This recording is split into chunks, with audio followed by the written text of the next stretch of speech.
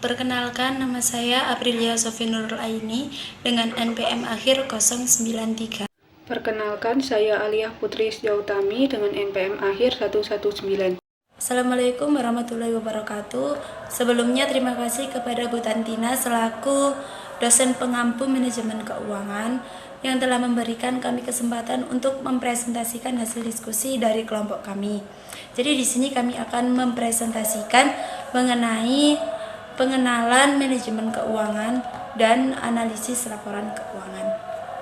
Selamat menyaksikan. Di sini saya akan mempresentasikan mengenai pengenalan manajemen keuangan. Yang pertama, pentingnya manajemen keuangan perusahaan. Pengetahuan tentang manajemen keuangan tidak hanya penting bagi pihak-pihak yang secara langsung terlibat dalam pengelolaan keuangan suatu perusahaan atau manajer keuangan, tetapi juga penting bagi pihak-pihak lain yang tugas atau kegiatannya secara tidak langsung berkaitan dengan masalah keuangan. Contohnya seperti manajer pemasaran, manajer produksi, dan manajer sumber daya manusia. Selanjutnya yaitu tanggung jawab manajer keuangan, yang dimana manajer keuangan terlibat dan berinteraksi dengan keputusan-keputusan tersebut. Adapun tugas pokok manajer keuangan berkaitan dengan keputusan-keputusan adalah sebagai berikut. Yang pertama yaitu menganalisis aspek finansial dari semua keputusan. Yang kedua, menentukan jumlah investasi yang diperlukan untuk mencapai penjualan yang diharapkan. Yang ketiga yaitu menentukan bagaimana memperoleh dana yang diperlukan guna membelanjai investasi yang direncanakan. Yang keempat yaitu mengelola operasional perusahaan sehari-hari yang berkaitan dengan manajemen modal kerja perusahaan. Yang kelima yaitu menganalisis laporan keuangan seperti neraca, laporan laba rugi perusahaan. Selanjutnya yaitu ada bidang keuangan. Ruang lingkup disiplin keuangan dapat dibagi menjadi 3 bidang, yaitu yang pertama, keuangan perusahaan atau corporate finance. Yang kedua, investasi, dan yang ketiga, pasar keuangan dan perantara. Keuangan perusahaan adalah bidang keuangan yang berhubungan dengan operasi suatu perusahaan ditinjau dari sudut pandang perusahaan tersebut. Secara umum, keuangan perusahaan dapat dibagi menjadi 2 bagian.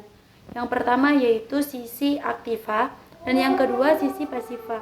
Sisi aktiva ini meliputi apa yang disebut dengan keputusan investasi, sedangkan sisi pasiva meliputi keputusan pendanaan. Selanjutnya, fungsi keuangan. Secara spesifik, fungsi keuangan di antara perusahaan yang satu dengan perusahaan yang lain sangat bervariasi.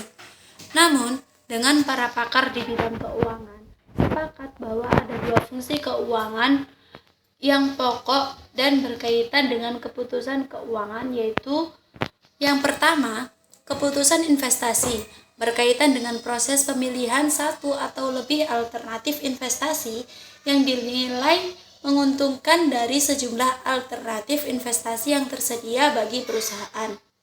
Yang kedua yaitu ada keputusan pendanaan, yang dimana berkaitan dengan proses pemilihan sumber dana yang dipakai untuk membelanjai investasi yang direncanakan dengan berbagai alternatif sumber dana yang tersedia, sehingga diperoleh suatu kombinasi pembelanjaan yang paling efisien.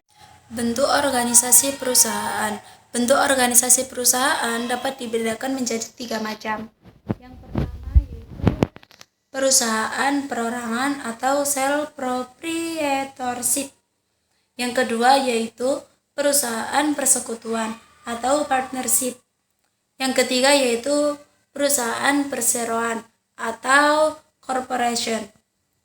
Selanjutnya ada tujuan perusahaan. Jadi tujuan normatif perusahaan adalah untuk memaksimalkan nilai perusahaan atau kekayaan pemegang saham, dan bagi perusahaan yang telah go public tercermin pada harga pasar saham, bukan memaksimalkan laba perusahaan. Hubungan fungsi keuangan dengan tujuan perusahaan. terkait faktor internal perusahaan dengan fungsi keuangan, yaitu keputusan investasi, pendanaan, dan dividen akan mempengaruhi pendapatan yang diharapkan dan resikonya. Keputusan investasi akan memengaruhi pendapatan yang diharapkan, artinya berbeda alternatif investasi yang dipilih, berbeda pendapatan yang akan diperoleh. Kemudian ada arus kas perusahaan dan pasar keuangan. Arus kas yang dihasilkan dari kegiatan operasional perusahaan akan digunakan untuk membayar kompensasi atas dana yang digunakan perusahaan berupa pembayaran bunga dan angsuran atas utang, pembayaran dividen atas saham, sebagian diinvestasi kembali di perusahaan, serta untuk membayar pajak kepada pemerintah. Tanggung jawab sosial perusahaan. Tanggung jawab sosial atau Corporate Social Responsibility atau CSR merupakan tanggung jawab sebuah organisasi perusahaan terhadap dampak dari keputusan-keputusan dan kegiatannya kepada masyarakat dan lingkungan. Selanjutnya ada masalah keagenan. Ketika perusahaan masih berbentuk perusahaan perorangan, masalah keagenan atau agency problem tidak mungkin timbul karena pemilik perusahaan adalah juga sebagai manajer perusahaan. Dengan demikian, tidak mungkin terjadi perbedaan kepentingan antara pemilik dan manajer. Selanjutnya ada prinsip-prinsip keuangan. Nah, jadi ada beberapa prinsip, yaitu yang pertama prinsip self-interest behavior. Yang kedua yaitu prinsip risk aversion. Yang ketiga prinsip diversification. Yang keempat prinsip incremental benefit. Yang kelima prinsip signaling. Yang keenam prinsip capital market efficient. Yang ketujuh prinsip risk return trade-off. Yang kedelapan prinsip time value of money. Di sini saya akan menjelaskan bab 2 mengenai analisis laporan keuangan. Jadi laporan keuangan yang dianalisis itu ada dua. Yang pertama laporan laba rugi atau income statement, dan yang kedua neraca atau balance sheet. Yang pertama ada neraca. Neraca menggambarkan posisi keuangan perusahaan pada saat atau tanggal tertentu. Pada neraca tampak posisi aktiva yang merupakan hasil keputusan investasi yang diambil oleh manajemen perusahaan, dan pasifa yang merupakan sumber-sumber keuangan untuk mendanai investasi pada aktiva tersebut pada suatu saat tertentu. Lalu ada nilai buku dan nilai pasar. Akuntansi biasanya mencatat aktiva di neraca berdasarkan harga perolehannya yang telah disesuaikan dengan depresiasi. Nilai ini disebut dengan nilai buku. Lalu ada laporan laba rugi. Laporan laba rugi adalah laporan keuangan yang memperlihatkan penghasilan, biaya, dan pendapatan bersih dari suatu perusahaan selama satu periode waktu. Lalu ada laporan arus kas.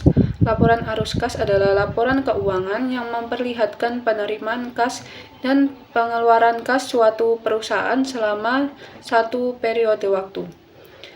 Lalu laporan arus kas itu ada 3 macam, yaitu arus kas dari aktiva, arus kas operasi, dan arus kas investasi. Selanjutnya ada analisis rasio keuangan. Ada 5 jenis rasio keuangan, yaitu yang pertama leverage ratio. Rasio ini mengukur berapa besar penggunaan utang dalam pembelanjaan perusahaan. Besar kecilnya leverage ratio dapat diukur dengan cara yang pertama debt ratio, yaitu dengan total debt per total aset.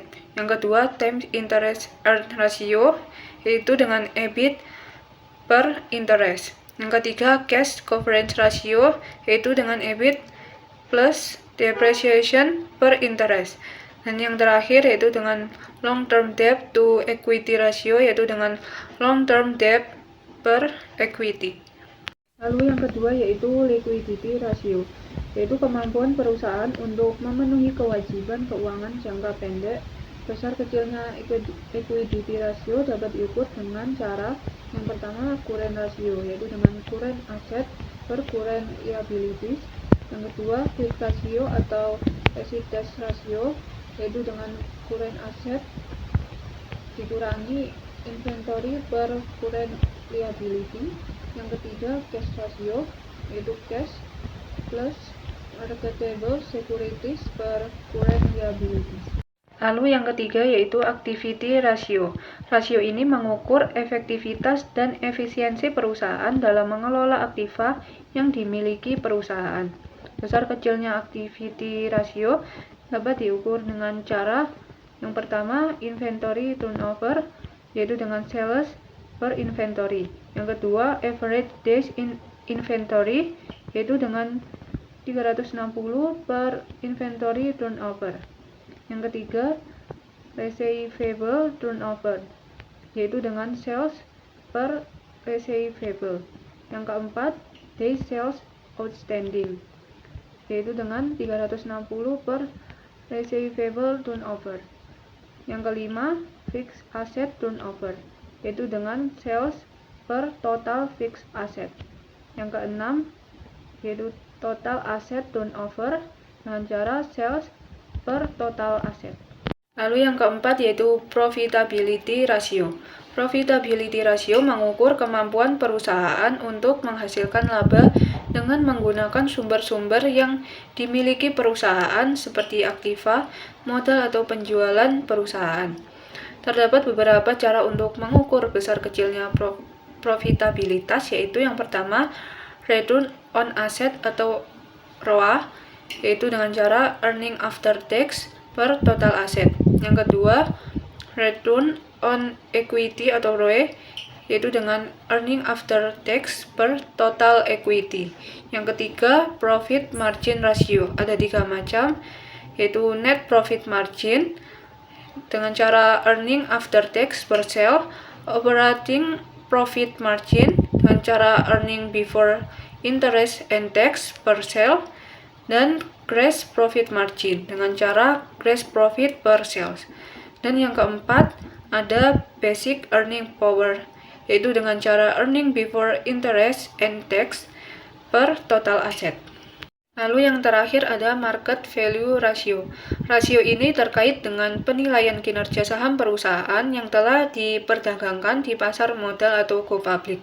Terdapat beberapa macam rasio yang berhubungan dengan penilaian saham perusahaan yang telah go public, yaitu yang pertama price earning ratio, yaitu dengan cara market price per share dibagi earning per share. Yang kedua dividend yield, yaitu dengan cara dividend per share dibagi market price per share. Yang ketiga dividend payout ratio, yaitu dengan cara dividen dibagi earning after tax atau dengan cara dividen per share dibagi earning per share. Yang keempat market to book ratio, dengan cara market price per share dibagi book value per share. Selanjutnya ada masalah-masalah dalam analisis laporan keuangan, yaitu ada yang pertama data pembanding, yang kedua efek inflasi, yang ketiga window dressing, dan yang terakhir perbedaan kebijakan perusahaan. Demikian penjelasan materi dari kelompok kami, kurang lebihnya mohon maaf. Wassalamualaikum warahmatullahi wabarakatuh.